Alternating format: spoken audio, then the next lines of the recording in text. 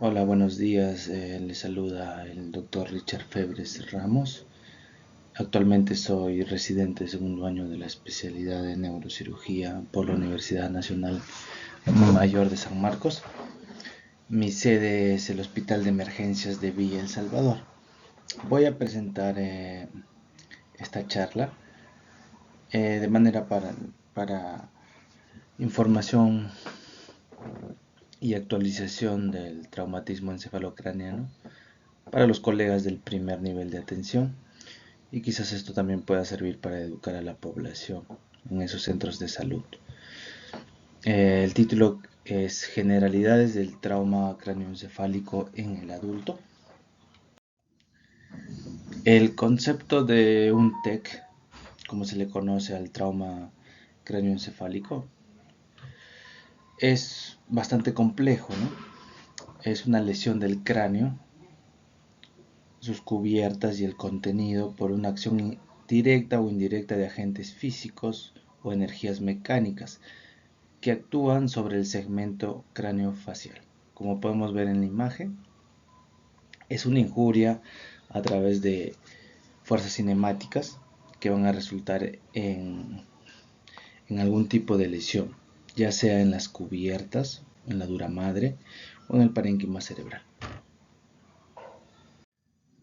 En cuanto a la epidemiología, el TEC causa la mayor mortalidad y discapacidad. Su mayor incidencia está comprendida entre el rango etario de 20 a 45 años, y el 70% de los pacientes politraumatizados sufren alguna variante de un traumatismo cráneoencefálico. Más del 30% pueden desarrollar un hematoma intracraneal, lo que ya se considera una emergencia, ¿no? Es la principal causa de morbimortalidad neuroquirúrgica en el adulto mayor, hay que recordarlo. El TEC siempre ha sido llamado una epidemia silente. En los Estados Unidos de América se reportan más de 500,000 casos por año. Es más frecuente en el sexo masculino y ha causado más muertes que las reportadas en 2 guerras mundiales juntas. Entonces es una patología bastante común y tenemos que aprender un poco sobre ella.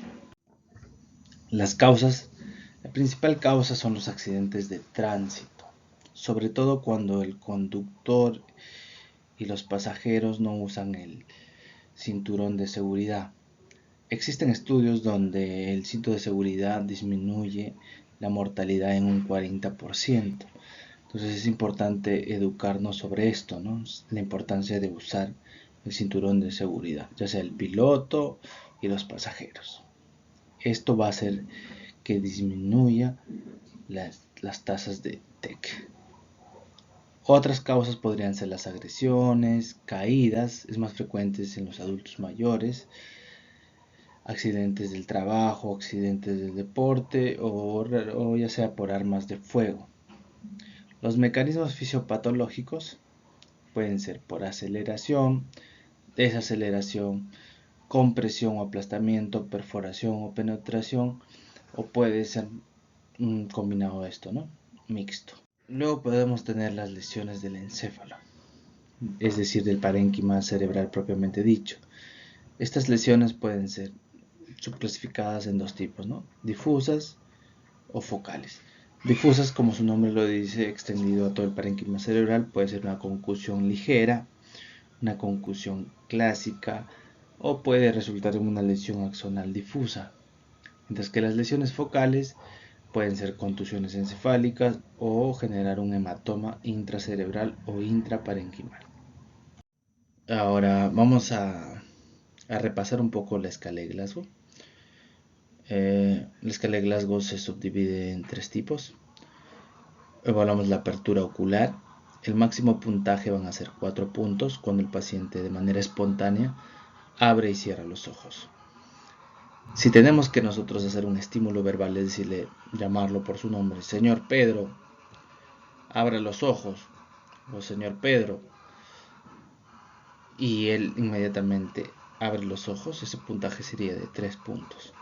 Si nosotros tenemos que causarle un estímulo doloroso, ya sea en el esternón o en el ángulo de la articulación temporomandibular, al presionarle, a ejercerle algún estímulo doloroso y el paciente recién abre los ojos, sería un puntaje de 2 puntos.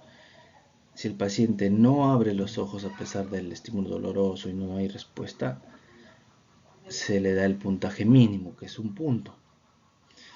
Luego pasamos a evaluar la respuesta motora. Si el paciente moviliza las 4 extremidades u obedece órdenes simples, se le da el puntaje mayor, que son 6 puntos. Si el paciente localiza el dolor al estímulo doloroso, se le da 5 puntos. Si el paciente retira, hacemos el estímulo doloroso a nivel del esternón, si el paciente coge la mano y lo retira, estamos haciendo 4 puntos. Las flexiones patológicas vienen ahora. Cuando el paciente se encuentra en rigidez de flexión de miembros superiores, es 3 puntos, se llama decorticación. Y si el paciente está con los brazos extendidos hacia abajo y rotados, es una rigidez patológica de descerebración, 2 puntos. Si no hay respuesta motora, 1 punto. Entonces, luego pasamos a evaluar la respuesta verbal. Si el paciente está orientado, responde, conversa con fluidez, se le da el puntaje máximo, 5 puntos. Si el paciente está confuso, desorientado por momentos o dice frases incompletas, se le da un puntaje de 4 puntos. Las palabras inapropiadas o las lisuras o las groserías que emite un paciente, se le da el puntaje de 3 puntos. Si el paciente solo emite sonidos incomprensibles, se le da un puntaje de 2 puntos. Si el paciente no emite ninguna respuesta verbal, el puntaje sería 1 punto. Por eso es que en cada rubro el puntaje mínimo es 1 punto. No existe escala de Glasgow de 0 puntos. Existe escala Glasgow mínimo como 3 puntos. No olvidarse. Y en una persona normal el Glasgow máximo es la puntuación de 15. Bien, continuamos con las lesiones primarias en la fisiopatología. Van a ser fuerzas mecánicas que producen una deformación del tejido en el momento del accidente. Estas deformaciones pueden lesionar directamente vasos sanguíneos, neuronas, glías de forma focal, multifocal o de manera difusa. Estos van a iniciar procesos dinámicos que difieren para los componentes involucrados. Podemos obtener una contusión cerebral, una hemorragia subaracnoidea, hemorragia intraventricular, hematomas intracraneales, fracturas craneales, lesiones del tallo cerebral, lesiones de nervios craneales, lesiones de arterias intracraneales, lesiones primarias difusas, dilaceración meningocortical. Vamos a hablar un poco de la contusión cerebral. En cuanto a la contusión cerebral,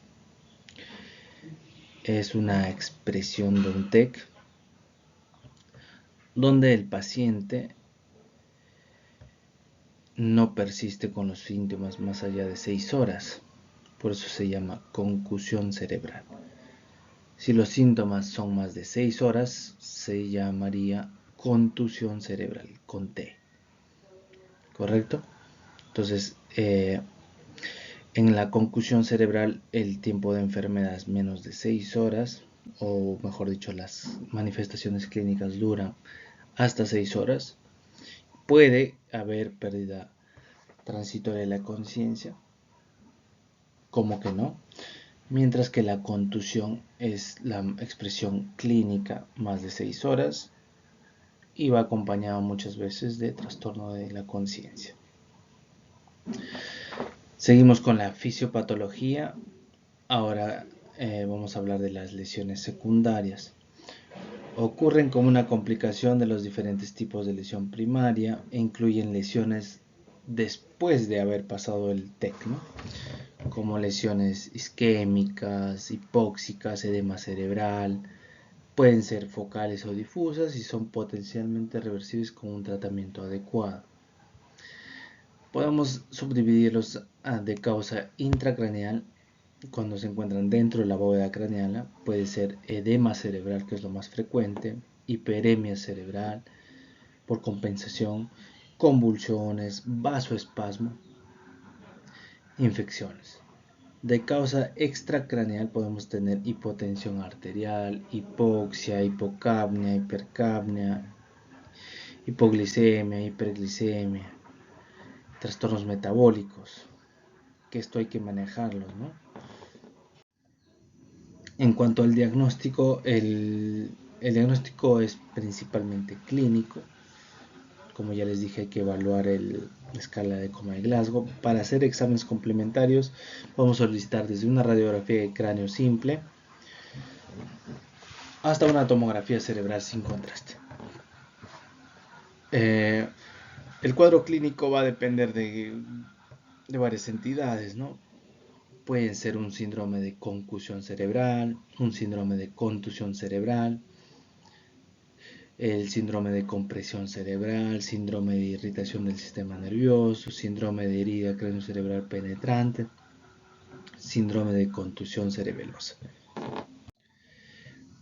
Vamos a hablar un poco del síndrome de concusión cerebral. El síndrome de concusión cerebral, ya les dije, es una pérdida transitoria irreversible del nivel de conciencia, generalmente en 6 horas. Pasa el accidente, el paciente puede perder la conciencia transitoriamente, pero en 6 horas ya se recupera. Hay perturbación de la memoria reversible en las primeras 24 horas y no existen signos de focalización neurológica. ¿Qué es un signo de focalización neurológica? Un signo de focalización es alguna lesión específica en alguna parte del sistema nervioso central o periférico, como por ejemplo una hemiparesia, la dificultad para mover la mitad del cuerpo, se denomina hemiparesia, la dificultad para hablar, afasia, tener anisocoria, es decir, una pupila está más dilatada que la otra, es un signo de focalización, que el paciente no puede hablar, afasia, hemiplegia, hemiparesia, que el paciente convulsione, esos son signos de focalización. Entonces, si nosotros tuviéramos un paciente con signos de focalización, lo que hay que hacer es solicitar una tomografía cerebral sin contraste y referirlo a un centro donde haya neurocirujano. El síndrome de contusión cerebral con T, como ya les dije, va a haber una alteración del nivel de conciencia, pero que se mantiene por más de 6 horas.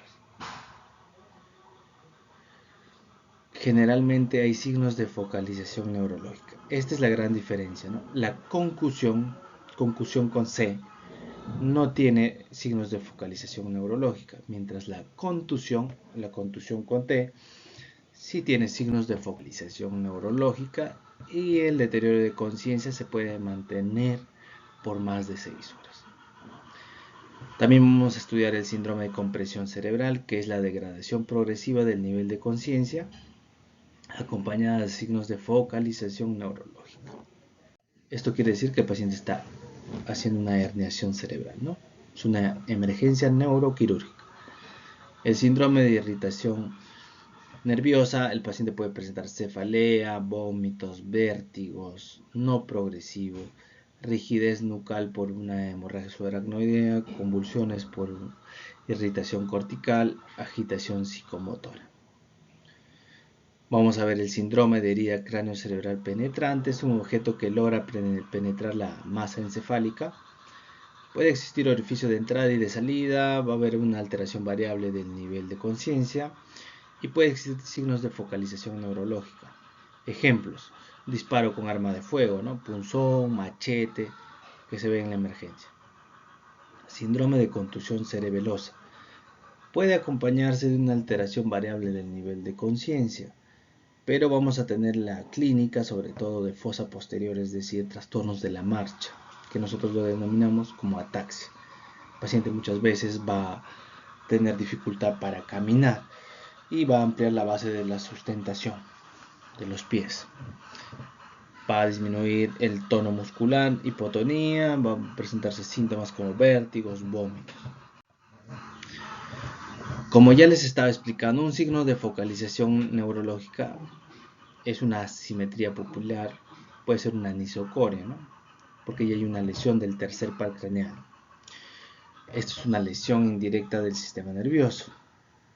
Puede haber un defecto motor. Hemiparesia es la mitad del cuerpo no puede moverse. Hemiplegia es la ausencia absoluta de movimiento de la mitad del cuerpo, mientras que la hemiparesia es solo la disminución de la fuerza. Puede haber parálisis central. En cuanto a los reflejos, podemos encontrar asimetría, ausencia, reflejos anormales como el signo de Babinski que nos indica una lesión de primera motoneurona. Defecto sensitivo, podemos tener anestesia o parestesias, los denominados calambres. Defecto funcional, afasia, apraxia y convulsiones focales. Los exámenes complementarios diagnósticos, como ya les comenté, radiografía simple de cráneo, sobre todo en los casos de TEC leves, radiografía de columna cervical si el paciente está politraumatizado, es decir, aparte de la cabeza se golpeó la columna, algunas otras partes, tomografía cerebral computarizada, de preferencia sin contraste, siempre sin contraste, recuerden eso, la resonancia magnética nuclear en los casos que estemos sospechando lesión axonal. Acá podemos ver unas imágenes de la tomografía. Esta es una tomografía normal, no hay desviación de la línea media, las cisternas de la base están patentes, buena diferenciación córtico-subcortical alrededor del cráneo. Y acá podemos ver un hematoma subdural agudo del lado derecho, ¿no? Con característica en semiluna. Agudo porque es hiperdenso, la lesión es hiperdensa, captadora de contraste. Y en contraparte al lado derecho podemos ver un hematoma subdural crónico, donde va a ser hipodenso la lesión, se va a parecer al líquido cefalorraquídeo. Esto nos habla de cronicidad. Podemos tener contusión encefálica, que es la principal complicación de un TEC, contusiones hemorrágicas, o también llamadas contusiones intraparenquimales o contusiones encefálicas. Y neumoencéfalo bifrontal en este caso, aire que entró a través del exterior hacia el interior por una lesión del cráneo, ¿no? de la dura madre. En cuanto a las complicaciones, podemos tener complicaciones agudas, tempranas y crónicas. Las agudas son las que se dan de inmediato, puede ser hipoxia cerebral, isquemia, edema cerebral, hematomas intracraneales agudos, pueden ser epidurales, subdurales, parenquimales, como ya hablamos, hidrocefalia, convulsiones. Complicaciones tempranas, hemorragia subaracnoidea, oclusión vascular, infecciones, fístula de líquido cefalorraquídeo, neumoencéfalo. Crónicas tenemos hematoma subdural crónico, sobre todo en ancianos, adultos mayores, hidrocefalia, infecciones, epilepsia. Nuestro objetivo siempre es evitar las complicaciones, por eso la atención debe ser de inmediato y de acuerdo al nivel de TEC, ¿no? Ver hacia qué unidad lo manejamos, si es para referir o lo podemos atender nosotros.